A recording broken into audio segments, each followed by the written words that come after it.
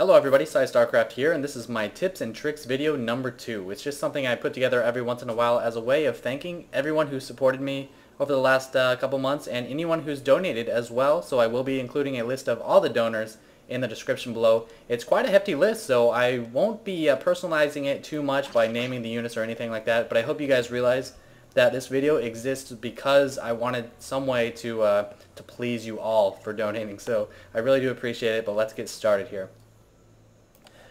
The first little trick I want to show you has been done in a Korean replay. Actually, I don't remember who exactly did it, but first of all, let me just say, when you plant down a hatchery and you cancel it, there will be a little layer of creep that will allow you to build a 3x3 building if you do it fast enough. So if I cancel and then press BV for evolution chamber, I can actually get an evolution chamber on there before the creep recedes. So that's kind of cool, but not very useful. You can't really block ramps just because you can't get it in the right position. But what a Korean guy did, sorry Korean guy, I don't know your name so I can't give you any credit for this, is he canceled the hatchery and he put a creep tumor on the creep before it receded, and then with that creep from that tumor, of course you have to bring a queen up, he would build spines and actually block his opponent out, and he actually won the game with this, being able to contain his opponent and eventually take out his expansion. So a very neat trick. If you guys got quick fingers, you can try that out. Next we have a typical situation. Just pretend this is Lost Temple, and this is the ledge that the Terrans always will Thor drop. And what if your Terran and the Zerg is prepared? They've got 3 spines, they've got some overlords doing some scouting over here, they're going to see that Thor. There is a trick you can use, and it involves your Orbital Command. So let's say your Thor got a little bit too adventurous, he's taking a lot of heat from these 2 spines, this queen is attacking your Medevac, and you really need to repair it. You're going to back up and try to repair that. You can call down your mules. If you don't have time to run back and get some SCVs, just call down some mules and start repairing that Thor. Of course, you want to make sure that your Thor will kill the expansion, because mules are very... they want to be mining, really. They don't want to repair, but if you have to, it's a great technique. Kill this last spine crawler and then focus down the hatchery. So when in a hectic situation, call down some mules and start repairing that Thor. The next little tip has to do with Banelings and their explosions underground. This is probably known by almost everyone who watched my channel just because most of you are Zerg players, but you can actually explode them while they are burrowed just by pressing the X button. So if you select all these Banelings, wait for the enemy to walk over them, and then just press X, and just like that, all the Marines are dead. Marauders are very weak as well. There used to be an autocast function on the Explode. I think they might have taken that off, or maybe I'm just missing something. But exploding is better than just unburrowing. I've come to terms with that. I used to think otherwise, but just because if you're move commanding and you unburrow your Banelings, they'll just kind of clumsily run away or run towards the Marines and just not get a lot of hits in. And if they're attack commanding and you unburrow, you might lose a couple of Banelings out on the outskirts, but actually that didn't go so bad. So I suppose if they are attack commanding, unburrowing is just fine. But if they are move commanding, it's not going to be real beneficial, and there's no way you can know which one they are doing. Next, we have move speed bonuses. Everyone knows that Zerg units get move speed bonuses on creep, but how much exactly actually differs from unit to unit. So we'll start out with the Zerglings. Zerglings receive 0.88 out of their 2.95, or added to their 2.95, so that's a 30% bonus. Banelings get 0.75 added to 2.5, 30% bonus. Infestors receive a 30% bonus. Ultralisks actually receive a 30% bonus as well, and they're actually the same exact speed as Zerglings without the Zergling speed, so that's kind of cool. And Roaches also receive a 30% bonus. So what units differ? The Queen, obviously, because the Queen is extremely slow off creep. She actually gets a 170% bonus while she's on creep to move speed. And Hydras, this is kind of weird. They're like a specialized unit that's really, really good on creep. They receive a 50% bonus to move speed on creep. So a difference in Hydra speed compared to the other units. Very strange. Drones, of course, don't receive any bonus. That would make mining a little bit too good. And Changelings don't either, and of course Marines don't because they're Terran, so yeah, I don't know why I put them there. So that's pretty cool. Now you know different move speed bonuses. While Roaches are burrowed, actually I'll go over that a little bit later. So different speed bonuses you now know. Let's see. Okay, we have a typical mining situation here. You have 8 drones, one on each patch. And let's say you just rallied another drone, and you're going to send it to a patch. Would you want it to send it to this one? Probably not, because there's a drone already there. But if your drone is like very close to being done, this guy's very close to being done mining, and you don't want this guy to go bounce around somewhere else, you can actually force him to mine on it just by right-clicking it a whole bunch. See how he kind of stutter steps? And just forcing him on a mineral patch that you want him on is a good way of increasing your mineral income. Damagi uses this. I think Idra's been seen to do it a couple times, so kind of an effective tip for early macroing. Let's see, next is the Stalife drop. Stalife actually used this on Metalopolis in one of the high yield positions. What you can do against a typical Zerg force, against a typical Terran force, Baneling, Zerglings, and Mutas, against Marauders, Marines, and maybe a Thor or two, is actually bait the Zerglings with Marauders. So let's say the Zerg force, I'm just going to send them all in at once just for the sake of showing you guys this. The Zerg force is just going to send all of their units in, and the Terran force is going to try to bait these Banelings by dropping Marauders on them. So let's check this out. Here comes the Zerg force, and what you're going to do is just drop the Marauders on top of the Banelings. Almost all the Banelings go down. Marines are nice and safe in the back, and Terran's going to end up winning this probably. I don't know, maybe I added too many mutas. But yeah, you can see just exactly what I did. Just use a Medevac, drop Marauders on top of Banelings, and bait a lot of their attacks. So your Marines are happy and they're living and they're not covered in acid. Next up, we have a little situation here. A lot of players have problems with Hellions, but you can actually block a ramp with 2 spines, or sometimes 1 spine, and a roach warren. I know this because I actually did it to myself on accident. And it prevents any Hellions from getting in. It is not large enough to block small units, however, so be careful of Zealots or Marines. I'm not sure if Marauders can get in, but if you're ever, if you just want to make sure nothing gets into your base, you can give this a shot. Whoa, what happened?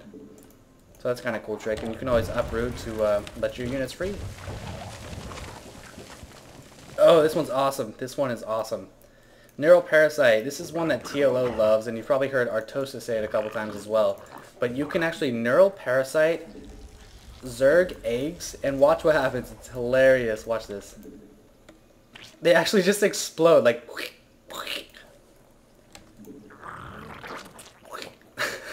And the Neural Parasite sticks on it, and I don't even know if there's a timer. I don't see a timer on that. What the heck? Okay, there's got to be a timer on these. Wait a second. Did they get rid? Oh no, there's the timer. So yeah, there still is a timer on normal Neural Parasite, but there isn't a timer on the when you Neural Parasite the eggs and the eggs die. Blech. That just killed an Ultra. That's awesome. So yeah, Neural Parasite immediately kills eggs. Next one is the visual that you see when you upgrade to Tunneling Claws. Check out these roaches. You'll see a little graphical improvement once you get the Tunneling Claws upgrade. My elite map editor skills made it a 5-second research. So here we go. Check it out. Oh yeah, your spikes turn into your player color, so that's kind of cool. Unfortunately, they don't get anything from glial reconstitution. Banelings don't get anything from centrifugal hooks. They do get their roll, as you can see. Research complete. And Ultralisks don't receive anything from chitinous plating, unfortunately. Nothing. Sorry, guys. But Zerglings, they do receive something from Metabolic Boost. Check it out. Yeah, they get their wings. Most of you probably knew that, but did you know if you watch a Zergling run, he actually has a little skip in his step. Every once in a while he'll do a little float and flutter his wings. Okay, you're making me look bad here, Zergling. There we go, see that? Flutters his wings a little bit, allows them to travel faster and hover above ground. They should be able to cliff walk with that. Kind of broken that they can't. Next we have, this is just kind of a goofy one. You'll see a Terran player with a reactor on the starport. Pump out a couple Vikings, pump out a couple Medevacs. They have the same training time. But rarely do you see one Viking and one Medevac. It's kind of funny to see this, like they're both training at the same time, different units. But yeah, you can train both a Medevac and a Viking at the same time. It doesn't have to be just 2 Vikings or 2 Medevacs. The next little tip or trick has to do with the sensor tower. I've always wondered, can sensor towers see burrowed units, and can sensor towers see cloaked units? Well, we're going to find out by my awesome map editor skills, where we will see if we can or not. So first of all, just to show you that I do know what I'm doing, notice I can turn off vision and see these units on the sensor tower. Now I'm going to burrow these roaches, send them into the sensor tower, and then turn off vision and see if I can see them. And no, you cannot. So burrow is not detectable by a sensor tower. And of course, if burrow is not detectable, it's likely that cloak won't be as well. There are those two banshees. Now I'm going to cloak them and send them back in here. And no, you cannot see cloaked units either. In case you're wondering, now you know. Oh, this is a good one. This is another good one. Alright. This is called Outrunning a Planetary Fortress's very slow hydraulic tracking system. I just made that up right now. What you can do is... Alright, I'm going to send a Ling in this way. It's going to die. But what it's going to do is get... Oh, go back, Hydras. Is get the Planetary Fortress facing... I just failed that so miserably. It's going to get the Planetary Fortress to face away from the oncoming unit from behind. So watch this. Now it's going to take too long to turn, and it actually can't keep up with the Zergling. So the Zergling can run around indefinitely until, you know, the Planetary Fortress finally catches up. He sped up a little bit right there, but still not able to catch the Planetary Fortress. This is kind of fun. Okay, I'm going to try to bring the Hydras up while still microing this Marine and see if the Planetary Fortress will still, oh, I failed, will still attack it. So let me hotkey these Hydras and try this again. So I'm going to bring these Lings up here. That'll get the fire up there. And now I'm going to send in this Ling. Hopefully it won't get shot at. Here we go. Okay, here we go. Oh no, I hotkeyed that wrong. Let's try that again. Bring up a Hydra to bait the attack. It's not going to be enough. Let's do this. This is like the best part of this video, and I'm totally screwing it up.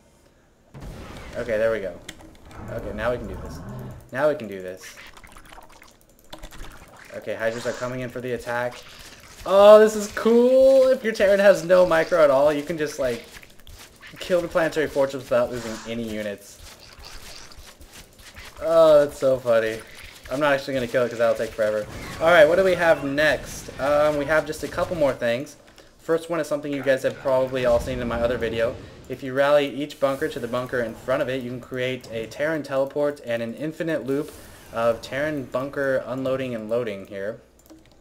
Select them all and just hold D. That's all you have to do. And look at that. Isn't that pretty? That's just cool. And of course, if you rally one of them to a different direction, that's where they will end up.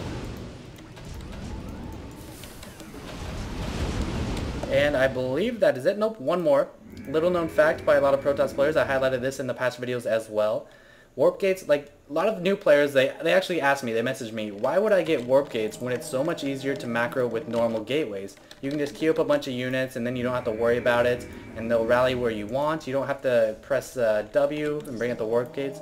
Well, the reason warp gates are so good, besides being able to warp them anywhere, obviously, is that they actually lower the cooldown on every single unit by 10 seconds. So Zealot 28, Zealot 38, Zealot or Sentry 32, Sentry 42. So you want to get warp gates as soon as you can. This of course is directed towards beginners because even if it is a little bit of extra macro, that increased unit training time is pretty baller. So I think that's it. Yeah, I think that is it. I was trying to see if Banelings could hit up hills or down hills, but they can't. See that Zealot is nice and happy. And I was also trying to find out how you can group up your overlords, and so they do that infinitely. Like, they won't spread out at all. They'll just like stay like this and just like push into each other a bunch. But I couldn't figure that out either. If you know, let me know. But that is it, guys. I hope you guys enjoyed this second installment of Size Tips and Tricks. And thank you everyone who donated. And I love you. And my socks are on fire. See ya. Hello everybody, Starcraft here, and this is my tips and fuck you fucking name of the video.